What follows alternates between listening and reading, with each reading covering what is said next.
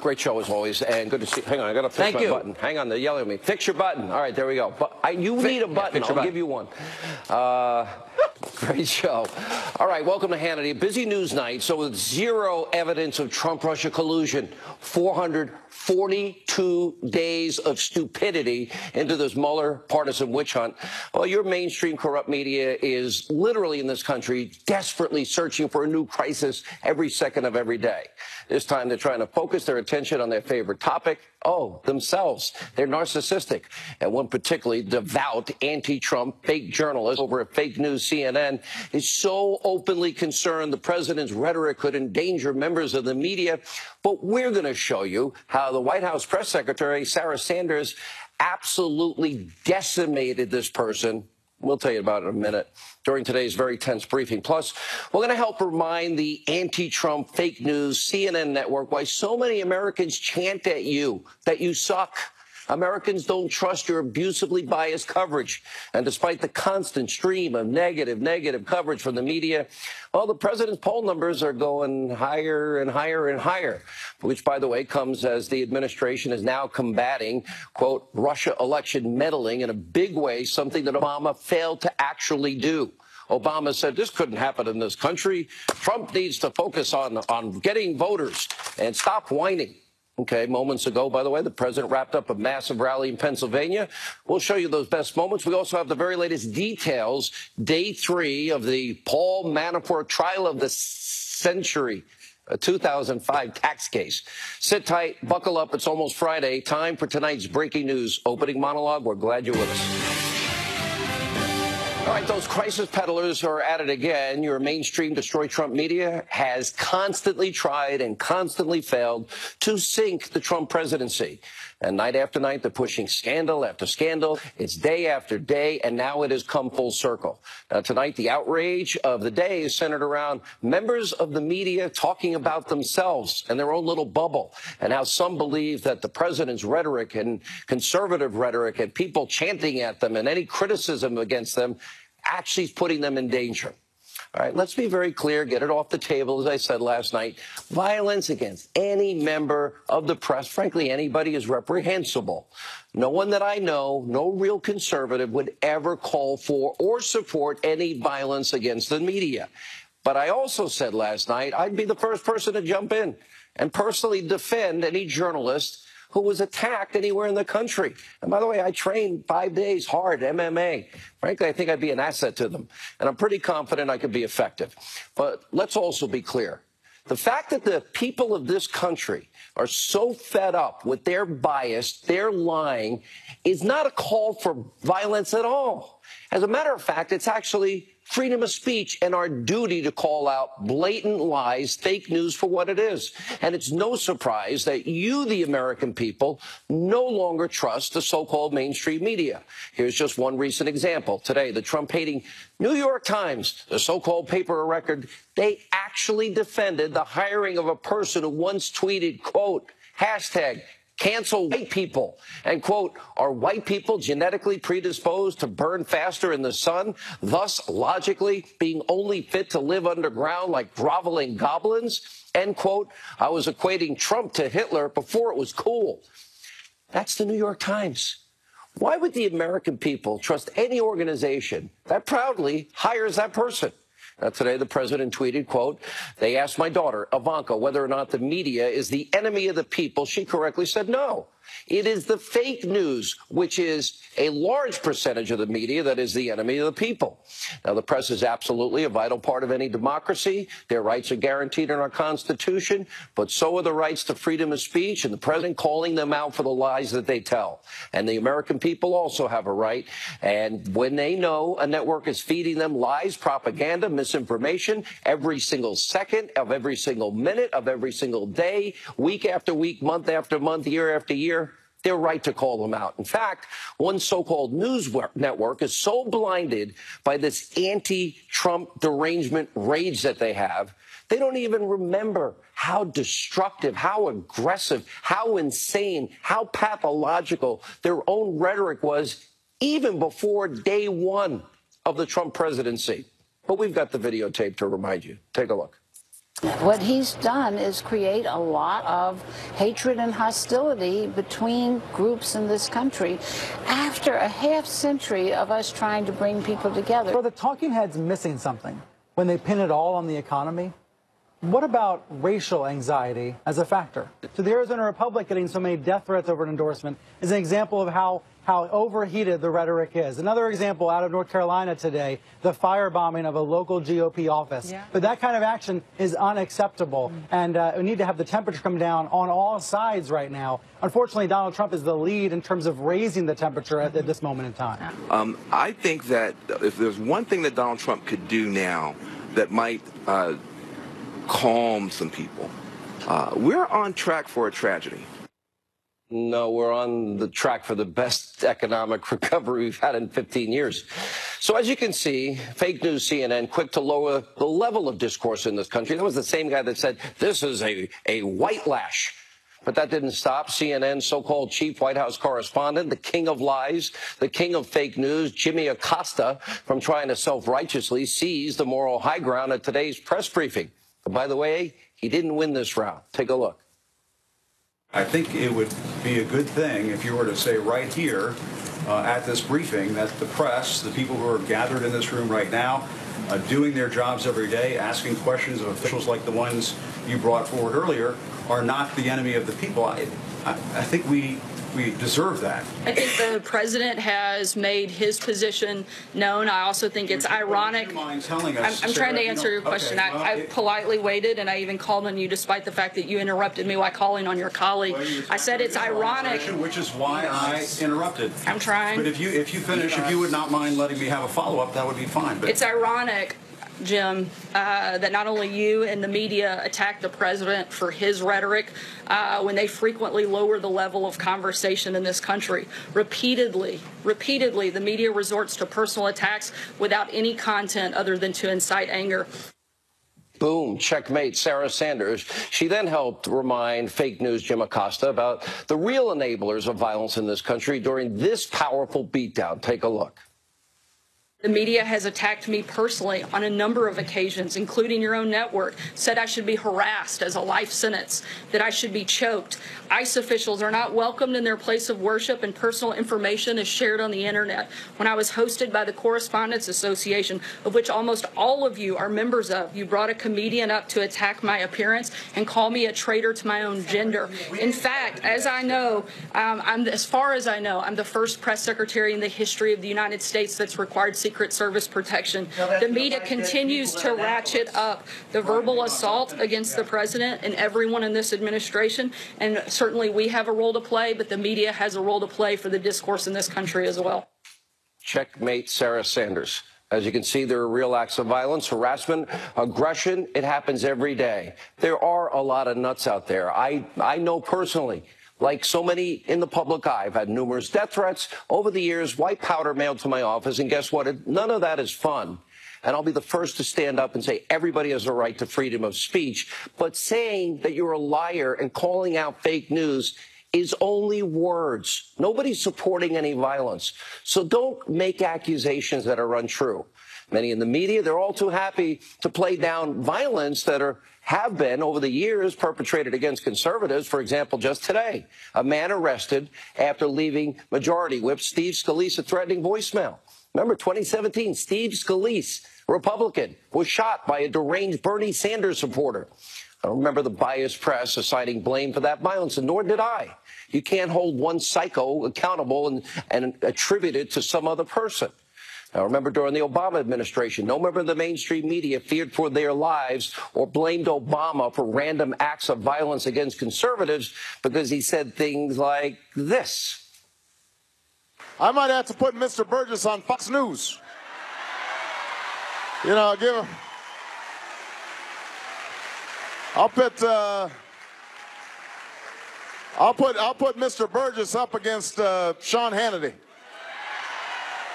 He'll tear him up. I need you to go out and talk to your friends and talk to your neighbors. I want you to talk to them whether they're independent or whether they are Republican. I want you to argue with them and get in their face. Sean Hannity goes high, they go low. Tear me up? Oh, get in their face? Wow. As you can see, all the feigned moral outrage coming from many in the media, it's just one more fake crisis that is being concocted and pushed by the fake news media, people that are just hell-bent, waking up every day and maligning the president. Every minute, every second, every day, every week. And despite all of this, the president, well, he's polling better than ever before. Rasmussen poll out today. The president's approval rating now stands at a solid 50%, which, incidentally, is 5 points higher than Obama during the same time frame. This is huge news with the midterms just around the corner. And earlier tonight, during his rally in Pennsylvania, the president, well, and the abusively biased press, he took them on and so much more. Let's take a look. We're doing better in all of these states than we did on election night. Much better. Despite only negative publicity, only negative stories from the fakers back there. Whatever happened to fair press? Whatever happened to honest reporting? I was asked to have tea with the Queen, who is incredible, by the way. So I was about 15 minutes early, and I'm waiting with my wife, and that's fine. Hey, it's the Queen, right? We can wait. We then go up and we have tea. And I didn't know this. It was supposed to last for 15 minutes, but it lasted for like an hour because we got along. We got along. So here was the story by the fake news. The president was 15 minutes late for the Queen. Wrong. And then here's the rest of the story. No, here's the rest. Here's the rest of the story. So they said I was late when I was actually early, number one. Number two, I guess the meeting was scheduled for 15 minutes, and it lasted for almost an hour. The president overstayed. But they can make anything bad because they are the fake, disgusting news. And the president also addressed immigration. By the way, shout out to Rush Limbaugh and yours truly. I was shocked. Take a look. We're fighting a war, and we're fighting a war on drugs. They're bringing in drugs. They're bringing in lots of bad people. We're getting to hell. We're stopping it. So we're going to be taking some very tough actions. I don't know if it's before the election or after the election. You know, a lot of the Republicans say, and they're good. They're good. We need more Republicans, but they're friends of mine. They say, President, you know, and some of them are really tough guys, and they said, sir, we're better off if we wait till after. I say, it's better before. Let's do it before. Sir, we're better off. You know who thinks it should be before? Rush Limbaugh thinks it should be before the election. You know who else? Sean Hannity. A lot of them. A lot of them. Great people. Do it before. We're 96 days away. This is not hyperbole. This is real. The single most important midterm election in our lifetime. Look at your screen. That is their agenda. Take a look. What do they want to do? They want to impeach this president, but don't say it. What else? They want their crumbs back. What else? They want to get rid of ICE and open borders. And what else? Oh, they want to block the Supreme Court nominee and end the investigations into the corrupt deep state. It's only been 18 months. Obama gave us 13 million more Americans on food stamps, 8 million more in poverty, lowest labor participation rate since the 70s, worst recovery since the 40s, 51-year low in home ownership rate. He accumulated more debt than every other president before him combined. And then he tried to bribe the mullahs in Iran that say death to America, death to Israel, with $150 billion in cash and other currency. He let Assad cross his phony red line in the sand. And Russia, well, was left totally unchecked. Oh, nobody can influence our elections. Devin Nunes warned about it in 2014. Oh, and President Trump needs to stop whining. No one could do it. No serious person believes that. And many on the left and the media today are constantly just obsessing about Russia, Russia, Russia. The Trump administration has been 10 times stronger than anything Obama did. And after 8 years of ignoring the hostile regime of Russia, the bad actor Putin, this president is actually taking potential election meddling seriously. Look at the presser from earlier today.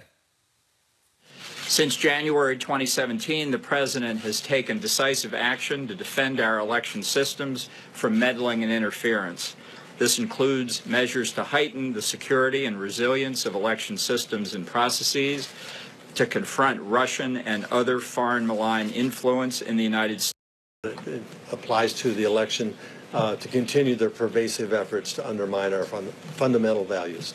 Any moment is just a moment before, the dial can be turned up one, much as we saw in 2016. Again, not in terms of affecting the vote count, but in terms of potential penetration of voter registration databases or something like that. President's actually countering Russia, but your corrupt media is more focused on covering the trial of century. Paul Manafort, because of a tax issue from 2005, a case not about Russia, not about the 2016 campaign, not about President Trump. He didn't know him then. It's not about collusion. Robert Mueller, what the hell is this? And sadly, like every federal case, chances are high they can indict a ham sandwich and get a ham sandwich guilty. But so far, Mueller's legal team is facing pretty stiff pushback from Judge Ellis, who's presiding over that trial, after some speculation that the prosecution wouldn't even call their star witness, and that's former Manafort business partner Rick Gates. Ellis reprimanded Team Mueller, saying they can't prove conspiracy without him. And he's also consistently pushed back on the prosecution's criminalizations of the fact that the guy is wealthy. It's not a crime to be rich or spend money. We'll monitor this trial, but remember, it was Ellis that said they're putting the screws to Manafort so that he'll sing or compose so they can either, prosecute or impeach Donald Trump.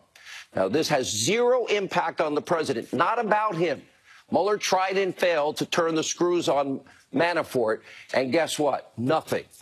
Anyway, joining us now from the Trump Organization, he's the son of the president, Eric Trump. How are you? That was such an incredible monologue. Thank you. Sorry to make you sit through this. You dealt with this in the campaign. You deal with this every day. You see they lie about your father. They twist, they turn, but they wake up and feign all this moral outrage. I would think as a son it's hard, but you also know they're lying. Yeah. The hypocrisy is unlike anything you can ever imagine, right? You have them attacking Barron. You have them attacking Tiffany. You have them attacking our entire family. You have them out there spewing garbage every single day on CNN and all these other networks about my father, right? Covering nonsense while forgetting about the fact that our economy grew at 4.1%, that we have the lowest unemployment in history, that jobs are coming back to the country, that the stock market's at record high. They forget all about that. Defeat ISIS, got out of Iran, Jerusalem's the capital of Israel. Oh, and little Rocket Man's not firing rockets. So they spew nonsense all day, and then little Jim Acosta gets, belittled at a rally, and all of a sudden, I'm holier than. I mean, it's really incredible. Without detail, has your family been threatened? I've been threatened. Our family's been threatened. All of us. We've all had white powder show up at our house, right? By the way, I had an assistant that had to one day, she was quarantined, this poor assistant, for 8 hours because of that. And by the way, there's no moral outrage about that, right? When Ben Shapiro goes to Berkeley to try and give a speech, right, and there's protests in the street, there's no moral outrage about that. Let the man have freedom of speech. Let him go out there and speak to people who want to listen to him. But when it happens to them, when they're offended by a message, all of a sudden. Did you see what they said about Melania, a Democratic candidate, this week? What they've said about both your sisters. And you know what? You know how much I was reporting? That comment on Melania, which was one of the truly most disgusting things. Yeah. You know what they said about that? Nothing. You know who was the only person who actually really, came to Melania's ban? Was Laura Ingraham. Laura came out and she was punching and she was punching. Hello. And you, obviously. Okay, hello, I'm here. But you know what? Yeah. No one else in the media did anything about it, and it's disgusting. By the way, she is the loveliest woman. It's true. Your little brother is a great kid. Yep. Why does he have to turn on a television set with a decapitated, bloody, severed head of your father? Yep. And by the way, that person was employed by CNN at the time. And no one ever says anything about it. And then when a couple people chant, CNN sucks. All right, CNN sucks because of this biased coverage and everything else. By the way, Eric, all of a sudden, everybody starts crying. It's really incredible, Sean. CNN sucks. I agree. The problem with them, and I tried to give them advice, of course they're not going to listen, is I don't even think, it's sort of like I was watching Peter Strzok that day, and he seems like he believes he's a super patriot, that he knew better than the American people. We're going to stop him. We're going to have an insurance policy. We need to get to the bottom of that, and of course we will, eventually. But it's sort of like the media. They never thought he could win. They mocked that he was running. He beat 16 other people. He beat the Hillary Clinton machine.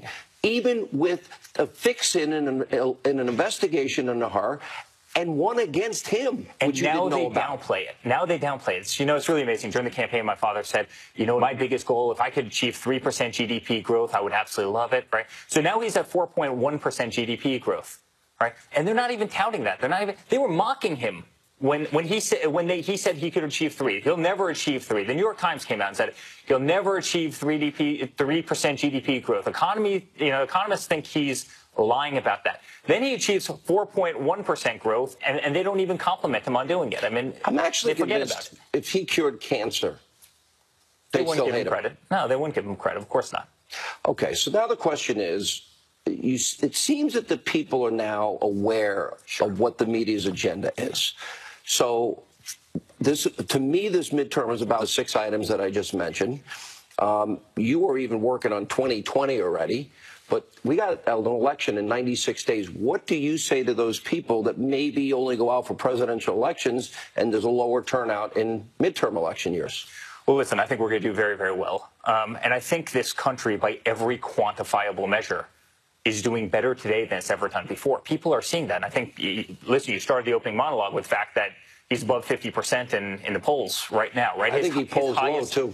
His highest ever. Yeah, and I think you're right. There's probably extra factor in there. Our economy is doing incredible. Our stock markets are off the chart. He's actually defending this country from NATO, from getting ripped off, trade deals, unemployment, trade deals, everything. The deal that he just struck with the EU last week. Imagine you're in a position and things are getting better, and for when America does well, the Democrats and the left-wing media, they're mad because they're proven wrong. They should be mad. They should be mad because right now they have nothing to run on. They have no leadership. They have no message. They don't stand for anything. He's doing well by every quantifiable measure. So the only thing that they can do is, oh, he's a racist, he's a sexist, he's a this, he's a that, right? The same soundbite that they've used for the last 3 years. It hasn't worked at all. They've used it for the 30 years. They have nothing. What do they TV. stand for? They stand for what? High taxes? Is that what they stand for? They stand for the crumbs. Getting rid of, open borders, Obamacare. Open borders, getting rid of ICE, brave men and women who are fighting for the safety of our families, of our children every single day. Is that what they're going for? Great. They're going to lose that all day long, Sean. They're going to lose that all day long. Great to see you again. Congrats on the baby, too. I saw a picture. Very cute. Thank you. He's good. Looks like cute mom. Good. Yeah, I'm teasing. All right, when we come back, former Speaker of the House Newt Gingrich and the great one, Mark Levin, straight ahead.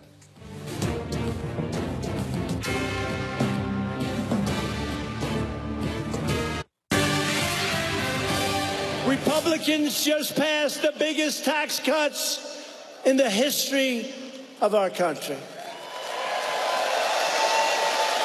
And the Democrats want to lift them way up. Remember that when you go to vote, they want to end your tax cuts and they want to lift it up so they can waste your money on a lot of nonsense. All right, that was President Trump earlier tonight at his Pennsylvania rally. Joining us now, the author of the New York Times bestseller, Trump's America, The Truth About Our Nation's Great Comeback, former Speaker of the House, Newt Gingrich. You know districts as well, if not better than anybody I know. I've reminded this audience that I was the MC the night you became Speaker. It was the first time that Republicans took the House in 40 years. So in off-year elections, midterm elections, the party in power at the White House usually loses on average 15 seats. Some years it's more, some years it's even a little less.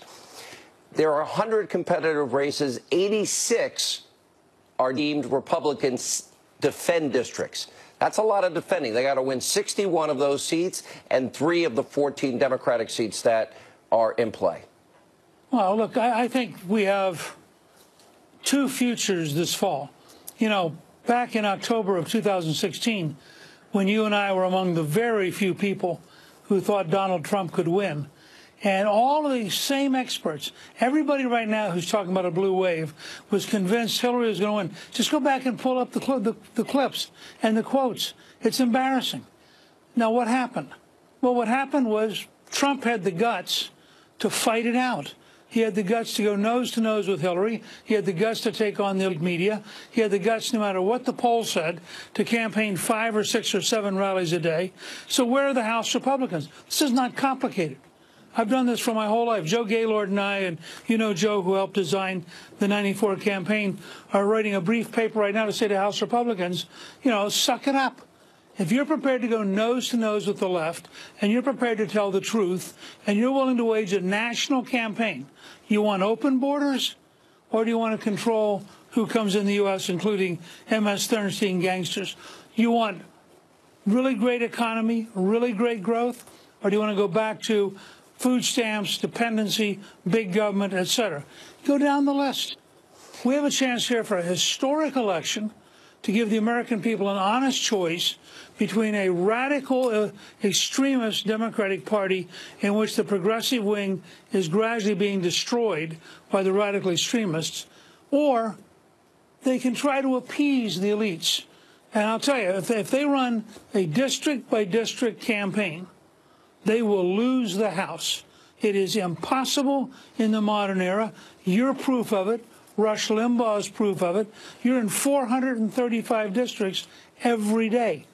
And so Republicans got to decide they're going to win the fight. They're going to win the argument. They got all the issues on their side. But the question is, do they have the courage? Let me ask you this. So the president tweets out about Robert Mueller, tweets out about Jeff Sessions, about the witch hunt.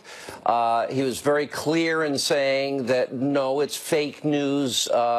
Most media is not the enemy of the people, but the fake news ones are, because they don't tell the American people the truth. What does the president do? How should he be dealing with this cloud that has been hovering over his head with no evidence whatsoever? Like, for example, Paul Manafort. There's nothing about Russia, nothing about the president, nothing about the campaign, nothing about collusion. It was a 2005 tax case, but Hillary Clinton's never been indicted. How does he navigate what he believes, and what I also agree with, is unfair and a witch hunt leading into this midterm? Look, I think he can do three things that will be very decisive and that would change the whole picture. The first is, let me just point out to everybody in the audience, 98 or 99% of what Mueller's doing is not covered by Sessions' recusal over the Russian campaign incident. 98 or 99%. Sessions, if he did his job, could intervene tonight or tomorrow and would be totally within his authority, and he should. Number two, the president ought to take every single example we're talking about and simply declassify it. I mean, I want to see every decision memo about Benghazi where the Obama team consciously decided to lie to the American people. I want to see all the decision memos about Hillary Clinton. The president can order them released. I mean, he has the ability by executive order to say, I want them out by next Thursday. Don't give me this baloney about it's going to take 22 years. Get them out. Third, I think we ought to look very carefully at what this case is all about. Mueller has hired a bunch of very left-wing Democrats. They are clearly a hunting party. And I think the president should challenge Mueller head on. Mueller, he should say to the president, he should say to Mueller, I dare you to hold a press conference and tell the American people any evidence you have that you think is relevant to why you were originally hired. Give us any evidence you have, because I don't think Mueller has any evidence, and I think it'll be embarrassing at how little he knows. What he's done is he's gone over there. I think that's embarrassing. A 2005 tax case, the judge even said it, put the screws to him so he sings or composes to either prosecute or impeach Trump. Let's not kid ourselves. And the judge said that to Mueller's team. All right, Mr. Speaker, good to see you. As always, thanks for being with us. All right, when we come back, the great one, Mark Levin, he wants to weigh in on all things Mueller, Manafort, and much more. Straight ahead.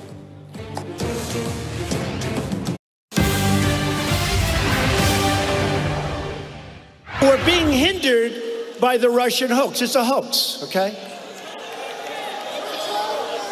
I'll tell you what, Russia's very unhappy that Trump won, that I can tell you.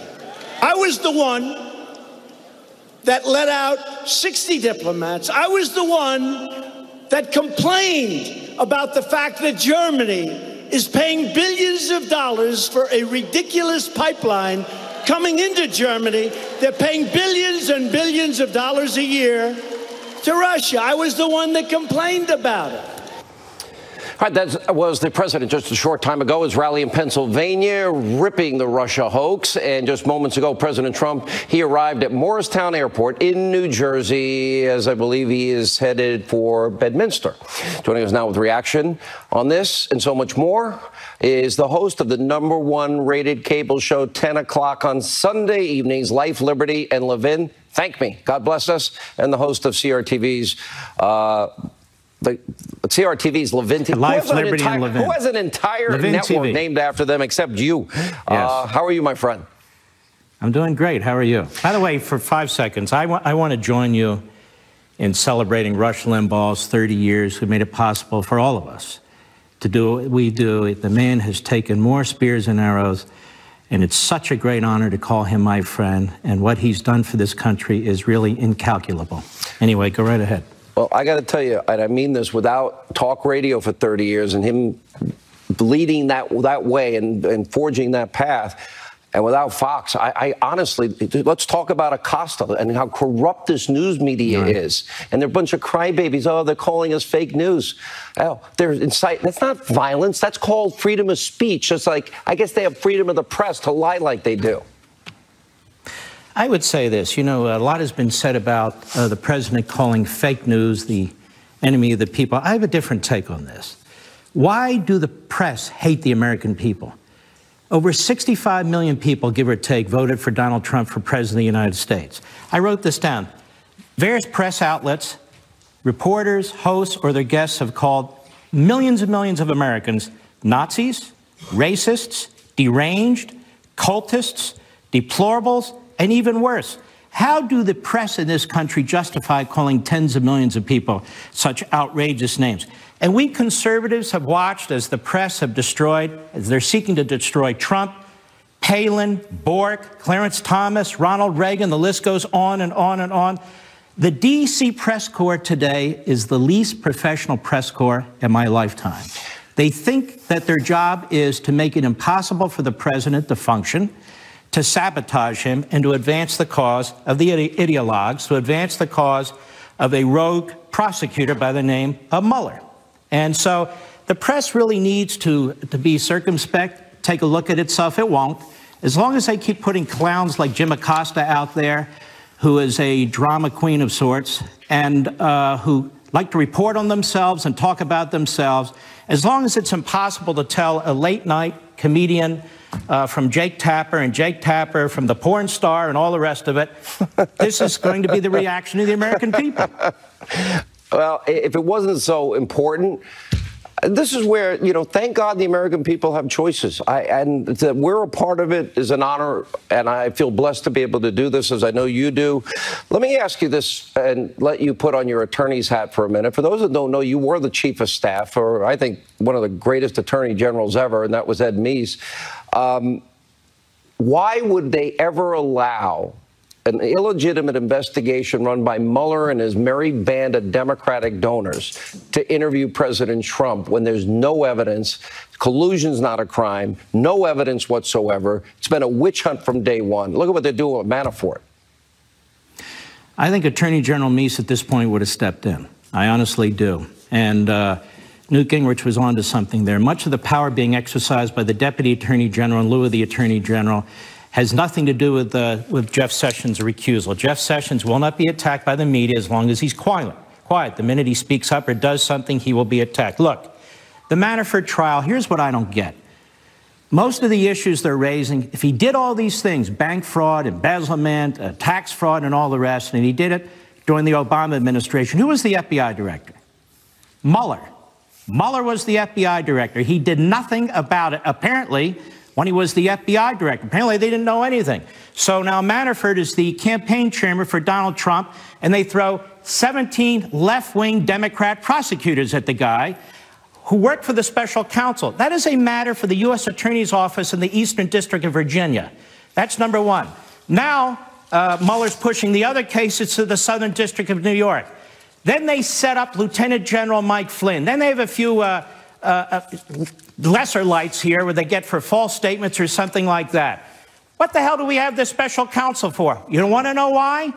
because he wants Trump, and he wants to interview Trump, and he wants to get him on obstruction of justice. And now he's threatening, I hear, perjury trap. That what he's going to do, you see, is issue a subpoena to pull the president in front of a grand jury. Let me tell you something, Mr. Mueller. You're not the king of the universe. And I hope the president's lawyers are listening to me and the president right now. Here's what you should tell Mr. Mueller. Have a meeting with him and tell him you're unconstitutional under the Appointments Clause. What you're doing is unconstitutional as far as we are concerned. We are not going to bow to you. This is the office of the President of the United States. You are a rogue prosecutor. Now get the hell out of my office and make sure the door doesn't hit you in the ass. I'll see you in court. That's the beginning and the end of it as far as I'm concerned. Let me ask you, I'm watching this thing on Manafort. I don't know what Paul Manafort did in 2005. I don't think Donald Trump knew who Paul Manafort was in 2005. We know Judge Ellis was right. Apparently Mueller didn't. He was the FBI director at the time. I don't think the president knew him. I don't think anybody knew. But they pulled this out of mothballs just to put the screws to him so they could get him to sing or compose, as Judge Ellis said, so that they could prosecute or impeach Trump. In this whole tax case from 2005, there'll be no talk of Russia. There's going to be no talk about the campaign. There'll be no talk about his work for Donald Trump. There'll be no talk of collusion. This is just a cheap attempt to literally go after a guy they never would have gone after because they're trying at all costs to get the president. And so the question is, Rod Rosenstein, who gives a rubber stamp to all this and created this in the first place by appointing his dear friend, the man he first worked for at the Justice Department, Mr. Mueller, who was best friends with Mr. Comey. What a colossal disaster. You have Jeff Sessions, a man I've known for 30 years, who's sitting this out. He shouldn't be sitting it out. These are constitutional issues. And quite frankly, Mr. Mueller can't keep hiding behind his 17 left-wing Democrat donor prosecutors. Where the hell is Congress? I want to know what Mr. Mueller thinks he can do under our Constitution. I want to know what Mr. Mueller thinks he can do under those two Department of Justice memos as well. Mark, you know when I say tick-tock, something big is coming that will blow this all out of the water.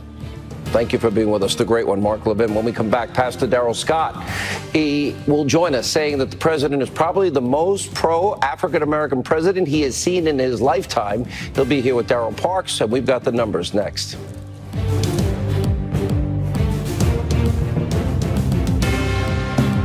Over and over, because I'm really proud of it.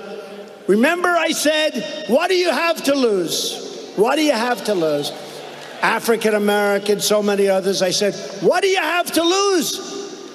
You have high crime rates, you have horrible education, you have this. I went through a list of 10. That's what happened. African American, Hispanic, Asian. You have the lowest level of unemployment in the history of our country. How does somebody fight that, right? How does somebody fight it? The president. I don't know which Darrell you're talking without to. Darrell Parks. All right, I'm sorry. Well, Sean, what we want to see the president really address the issue. I asked you a specific question. No diversion. Well, I'm talking to the education issue, though. Is the African American community, all these minority communities, are they doing better under Trump or Obama? Sean, historically black colleges are not doing better. Students who need need-based financial aid are not doing better. How about unemployment and the economy, Trump or Obama? But here's the challenge. What actually did President Trump do to help unemployment? You know, Pastor, when you don't want to answer a question, that kind of means I put him in a corner called checkmate. I play chess. He can't answer this question because he knows the answer is Trump. It's not Obama, Pastor Scott. Listen, unemployment is at an all-time low. I've lived through 12 different presidents, and contemplating that fact, This president is the only one that I'm aware of, and I'm aware of the prison initiatives, the urban revitalization initiatives. He's focusing and concentrating on making a concerted effort to improve the quality of living for Black America. So it's easy for me to say what I said on yesterday because, you know, I lived through a lot of different presidents, and I haven't seen any of them take a proactive stance towards Black America like this president is doing. Darrell Parks. Well, let me say this. I think on the pro-black issue, for example, this president is not appointing black judges, Sean. And so that point alone, show me the numbers as to where he's appointing black judges to the federal bench. We had disproportionately in the Obama years, when you look at the millions more in poverty, food stamps, out of the labor force, not buying homes, the Black and Hispanic community were disproportionately impacted. Now the opposite has happened, and you can't even say, good job, President Trump. It's good for everybody. Good job, President Trump, but we have other issues. So you wish you voted for President Trump now? No, but I want to see President Trump put more blacks in his administration. We don't see black faces in his administration. Pastor. But listen, Brother Parks, listen. When people ask me why aren't there more blacks in the administration, I ask them where were those blacks during the campaign? Us blacks that worked with him during the campaign were vilified, ostracized, called Uncle Toms, coon sellouts, and everything else. Now all of a sudden you got black people that were told to stay away from Trump during the campaign. Now you're saying, well, where's all the black people he's supposed to hire? Where were they at then? But Pastor Scott, he can still appoint black people to his cabinet. There's no reason that blacks should not be appropriately represented in U.S. government. It's only right. All right, we're going to let you. There's Ben Carson in the cabinet, and I'm working with him. So what do you want? By the way, Darrell Parks, do you realize Pastor Scott let me preach from the pulpit at his church? It was the worst moment I did terrible. All right, thank you both. When we come back, more of the president's speech from his rally in Pennsylvania.